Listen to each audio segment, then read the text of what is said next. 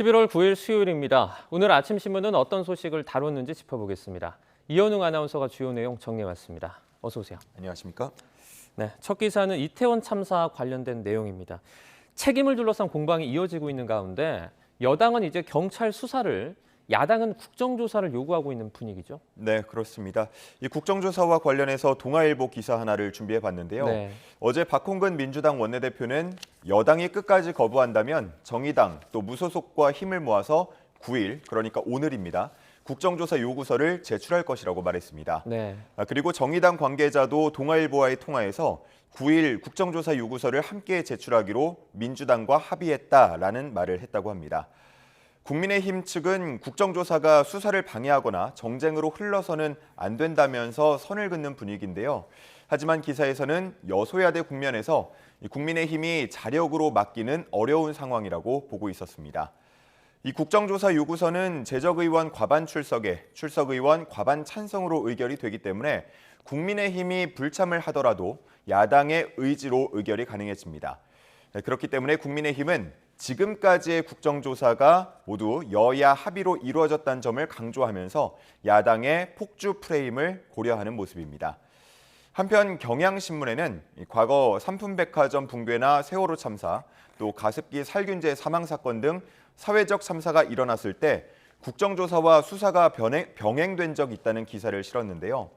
그러면서 국민의힘도 과거 LH 임직원 투기 사건 등에서 국정조사와 수사를 동시에 하자고 주장한 바 있다는 박홍근 원내대표의 말을 싣기도 했습니다.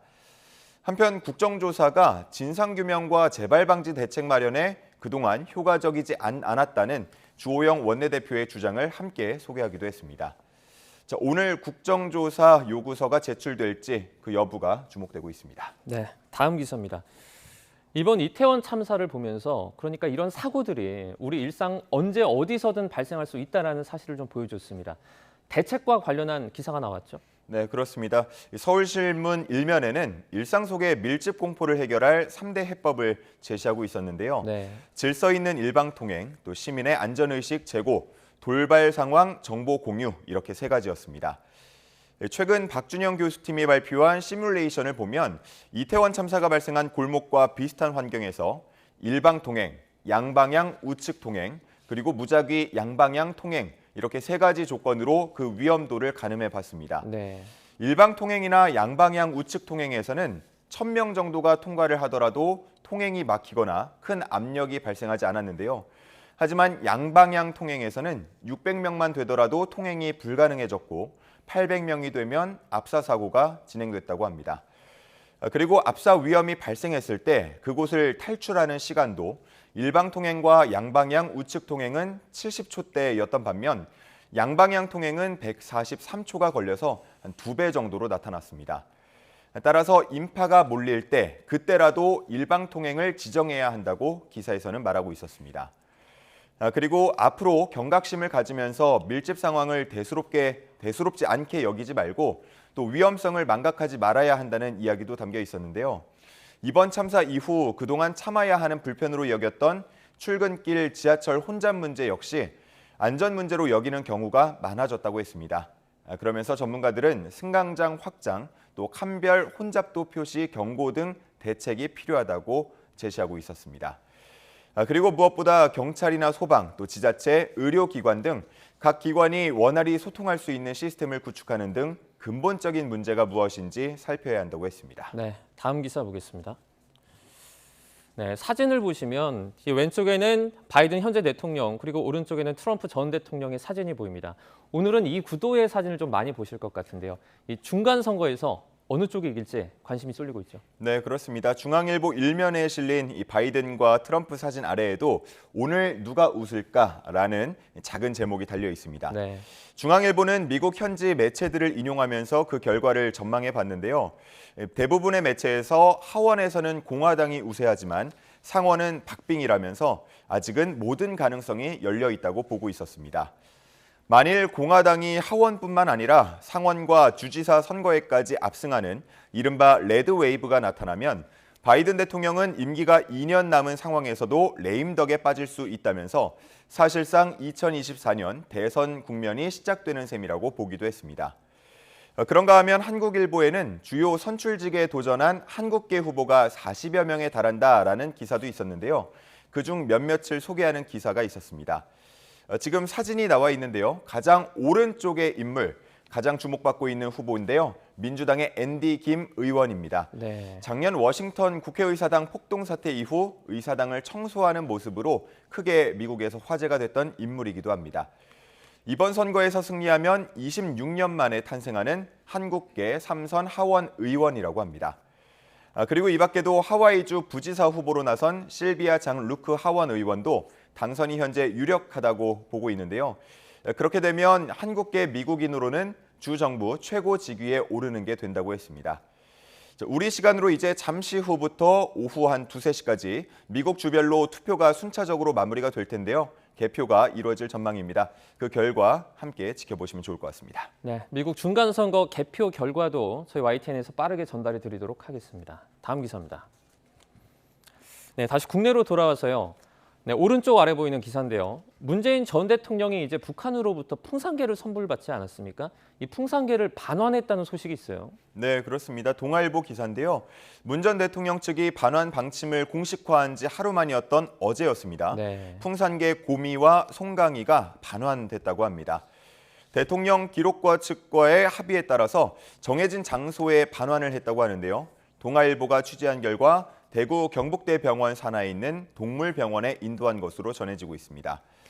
대통령 기록관 관계자도 위탁기관을 결정하기 전까지는 병원에 머물게 될 것이라고 밝혔다고 합니다. 한편 문 전 대통령이 전부터 기르던 마루와 풍산개 고미 사이에서 태어난 다운이는 반환하지 않고 직접 기르기로 했다는 소식도 들어왔는데요.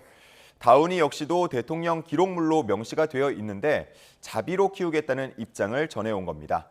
대통령 기록관 관계자는 아직 명확한 설명을 전달받지는 못했다면서 반환에 대한 협의를 이어갈 것이라고 얘기했다고 합니다. 한편 어제 대통령실 국감장에서는 이 풍산개 반환을 두고 여야가 격하게 격돌하는 모습이었습니다. 네, 다음 기사 보겠습니다. 대출 금리는 정말 이렇게 올라가는데 청약 통장의 이자는 2.1%로 찔끔 올랐다는 내용의 기사입니다. 여전히 기준금리에 미달하고 있죠. 네, 그렇습니다. 이번에 청약저축 금리 변동은 2016년 이후 6년 만의 변동인데요. 네. 심사와 심의 절차를 거쳐서 이번 달 안에 2.1%로 오를 예정입니다. 납입액이 1,000만 원인 가입자를 기준으로 본다면 기존보다 연간 3만 원 정도 이자를 더 받게 되는 셈입니다. 기준금리가 거의 다달이 오르고 있고요. 또 그러면서 시중은행 예금금리도 최고 4%대까지 오른 걸 감안했을 때 왜 청약저축금리는 이렇게 느리게 오르고 여전히 낮은가 하는 의문을 갖는 경우도 있는데요. 정부는 청약저축이 버팀목이나 디딤돌 대출 등 서민들의 주거복지 사업과 연동됐다는 점을 들면서 큰 금리 인상에는 한계가 있다고 말하고 있었습니다. 다시 말해서 청약저축 금리를 올리게 되면 대출금 금리도 인상할 수밖에 없는 상황이기 때문에 그 한계가 있다는 겁니다. 네. 다만 정일영 더불어민주당 의원은 과거 지금과 기준금리가 동일했던 때 주택청약저축의 해지 시 이자율은 4%대였다면서 현재의 청약저축 금리는 현실을 온전히 반영하지 못하고 있다고 얘기하기도 했습니다. 네, 마지막으로 스포츠 기사 보겠습니다. 네, 지금 SSG 선수들이 환호하고 있는 모습을 보고 있는데요. 한국 시리즈에서 우승을 차지했죠.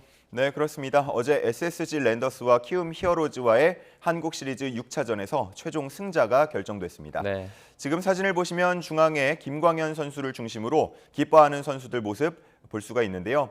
SSG 랜더스 통합 우승을 차지했습니다. SK 와이번스를 인수한 뒤 처음으로 통합 우승을 차지하게 됐고요. 그리고 리그 역사상 최초로 와이어 투 와이어 통합 우승을 기록했다는 점에서 그 의미가 크게 평가받고 있습니다. 여기서 말한 와이어 투 와이어는 시즌 첫날부터 마지막 날까지 내내 1위를 유지했다라는 건데요.